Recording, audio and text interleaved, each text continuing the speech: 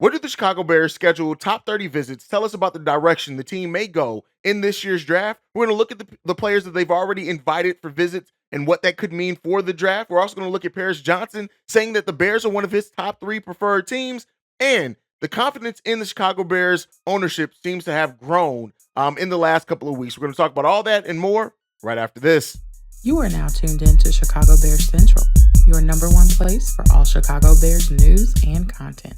What's going on, Bears fans? Welcome to another episode of Chicago Bears Central. Right off the top, if you want to follow me, you can do so at CEO Haize, that's CEO Haize. If you want to follow the show, you can do so at Shy Bears Central. But let's go ahead and get into it. So the Bears have now scheduled their top 30 visits leading into the NFL draft. We are less than 30 days away, right around 20 days away from the NFL draft. It's going to be an exciting time for Bears Nation in the future, and we're going to have a live stream here, so make sure you guys are tuned in for that. But the Bears have now scheduled their top 30 visits and bringing in a number of players that could tell us the direction that they're going in. Of course, we've already talked about Jalen Carter and him coming in for an additional meeting with the Chicago Bears. We talked about some of the potential concerns that the Bears and other teams may have around Jalen Carter, why he may fall to the Bears, even though I don't see it likely. But also on the list, we also have edge Tyree Wilson for his third visit with the Bears. And so, this is a talented guy. This is a guy that I did look at and say could be a great addition for the Chicago Bears if they do decide to, they weren't able to draft Will Anderson or Jalen Carter. Tyree Wilson was kind of my next defensive lineman up.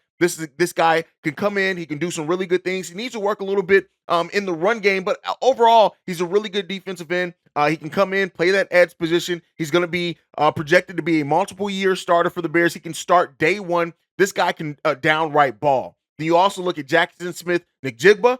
This is a wide receiver that a lot of Bears fans are still holding out hope, even with the acquisition of DJ Moore. But again, he comes in for an additional, believe this is his second or third visit with the Bears as well. So that's another player that you can look at and say that, especially with the Bears taking multiple visits with him, that it could be an indication that maybe the Bears are willing to go that direction. Again, I do think that I don't think this is a likely outcome. I don't think the Bears draft him is likely at all. But if the Bears were to draft him, I do think that may mean that Claypool or Darnell Mooney may be on the move later on in that draft to recoup some more picks. But again, Jackson Smith coming in for another meeting with the Bears. We already know what he can be, the familiarity with Justin Fields, the upside that he has as a wide receiver in this league and a big playmaking wide receiver, and especially if you do end up putting him in the slot initially upon his NFL career, he is a guy that it can absolutely dazzle in that position. He did it at Ohio State, at OSU,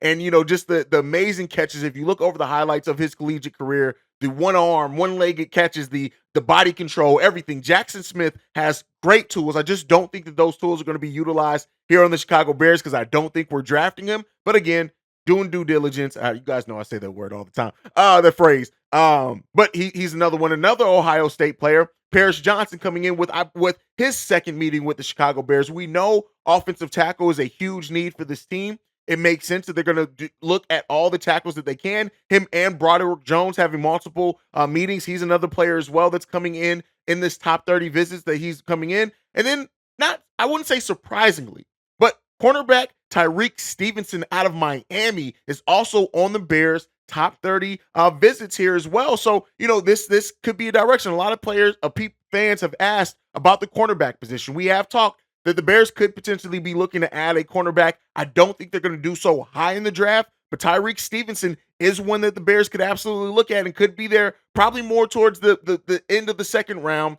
And so if he does end up being the pick for the Chicago Bears, hey, it'd be a position that we absolutely could need. Maybe not as much right now, but definitely in the future. And, depending on what happens. So, we know that this team is going to do all the research possible on everyone that they can. And so having him come in here for an additional visit, and I believe this is their second visit with him as well. Somebody correct me on that if I'm wrong. But this is a guy that is projected to go kind of in the 100s as far as picks. So the Bears can get him second, third round potentially. And if he's there, the Bears wouldn't be bad. He was a junior, 6 foot, 214 pounds. I haven't really covered him a lot. He the length that he has and the way he's able to use that length has been amazing. He's developed every year. He's been a 2-year starter at Miami. He's aggressive. He has that great demeanor that you want from cornerbacks in the NFL. And I think when you look at him and Kyler Gordon maybe being those cornerbacks, if he does come in, you can do a lot worse than that. He's a very physical tackler as well.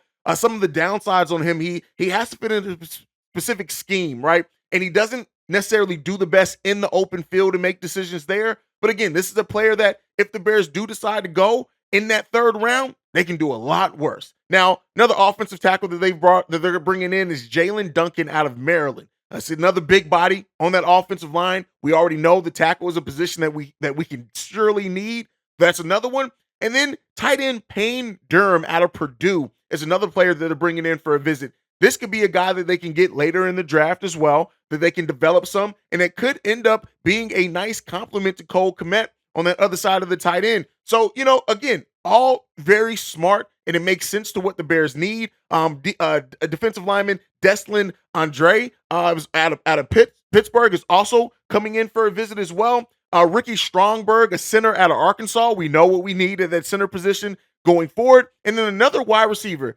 Datavion Wicks out of Virginia. Not too familiar with him, but he's another player coming in for those visits as well. So what does that tell us? If you look at this, most of the Bears' top 30 visits are all at a few positions: cornerback, defensive end, defensive tackle, offensive tackle, and then cornerback and wide receiver. We have coming in and have a couple of wide receivers. So that kind of lets you know where the Bears' thought process is as far as positions. And when you look at that, all those positions make sense. You know what they haven't brought in? Or they only brought in one running back, and that is Zach Charbonnet out of UCLA. This is a guy that we were impressed with in the Senior Bowl as well that could come in for the Chicago Bears. But again, it makes sense. The Bears are taking care of it, and they're looking at the positions of need, and they're bringing in players that really go the wide gamut of the draft. When you look at being able to draft them, in the later rounds, and these are still players that have talent. A lot of these players are third year and senior players as well, so you hope that they come in with a little bit level of polish. I like what the Bears are doing with these top 30 visits. I think that it does give a good indication, and we're going to hear a handful of these names called for the Chicago Bears when the draft does go down. Let me know. Is there any names in that stand out to you? Are there any names that you don't think that the Bears should bring in, and that you're surprised that the Bears are coming in? What direction do you think the Bears go? But all right, let's move in. So one of the players we just talked about, Paris Johnson, listed the Bears as one of his top 3 teams that he prefers to go to. The exact quote was this. After I asked about where we go, he said, realistically, I would say, who needs a tackle? I would say Chicago. I would say the Falcons to be in Atlanta too. And then one of the last teams he mentioned was the Tennessee Titans as well. So, it makes some sense. All the teams that he mentioned, I do think those are all teams that very well could use this skill set as well.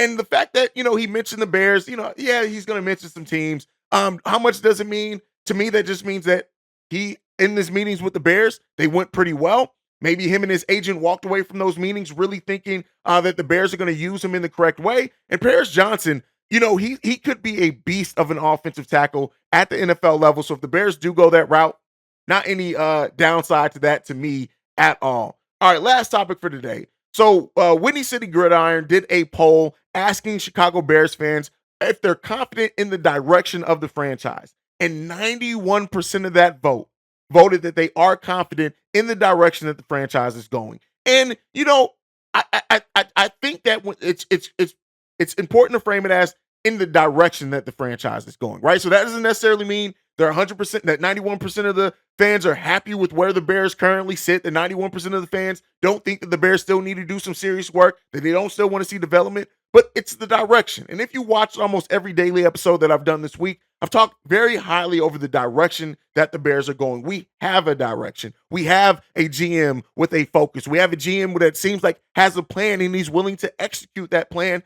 at any way that he can. And the draft is going to be hugely telling for that. We saw what they did out in free agency. It's been a pretty quiet time after that first week, and then a little bit into that second week, but it's been really quiet for the Chicago Bears other than that, and rightfully so. They're focused on doing their work and doing their research for the NFL draft, and that's the next time up that the team really does have to wow us. And so what this team does, as far as just not only just drafting, but if they make any other moves, do they move down from 9? Do they acquire any additional picks like they did last season? The direction of this franchise is going in the right direction. Is everything shored up? No. Is everything solved? No. Do we know if we're going to be a playoff team yet? No, right? But the direction is the arrow's pointing up. And it's for the first time in a long time that the arrow's pointing up, with it seeming like could be something that's sustainable for years and years to come for the Chicago Bears, with the talent that they have, the young talent that we have as well. Keep in mind, we are still a fairly young team with some of the players that we added that we already know what they can bring to the NFL, still having room for growth. The Bears sit at a really good spot right now. And I can't wait to see this continued direction, this continued growth, and to see how the team develops over the course of the season. We still also have offensive and defensive coordinators that were in the first years of their jobs in those roles. How are they going to grow and develop? I've said it before. Luke Getsy evolving his play calling is almost just as important as watching how Justin Fields evolves as a passer in this season. We have the arrow, like I said, the arrow's pointing up for the first time in a long time for the Chicago Bears franchise. And let's hope that we have now the front office that can sustain it, right? That's the thing that we've had before. We've had times where we've had promise. We've had times where we won. We've gone to the playoffs. We've won playoff games. But we need to see it sustained over a period of time and that continual growth. And that is up to the coaches. That's up to the GM. That's up to the players to continue to develop, to own their development and to put in the work. But the arrow is going in the right direction for the Bears. And I'm glad that we get to cover it here. I'm glad of the growth that we've had of this channel and just interacting with you guys as fans as well. This has been a fun offseason. It's going to continue to be a fun offseason and an even more fun season when it's all said and done for the Chicago Bears and for Chicago Bears Central and the family that we're building here. We have a great set of talent here that help manage the channel. Yeah, I'm on the daily episode. You see my face more times than not. But over the course of the season, with the extra videos and things that we're doing, we're going to be putting in a lot of work, and it's going to match the work and the effort that the Chicago Bears are hopefully going to be giving us out on the football field as well. So I'm gonna throw this one to you guys before we leave. Are you happy with the direction? Keep in mind, that doesn't mean being happy with the roster as it stands right now completely, but are you happy with the direction it seems like the Chicago Bears are going in? And do you think that this direction is going to be something that's sustainable? Do you think that we've seen enough from Ryan Poles yet? I know we're still really getting to know him. I think that's something that we overlook too sometimes. We're still really getting to know Ryan Poles and what his sensibilities are going to be. Yes, we've had his actions have matched his words.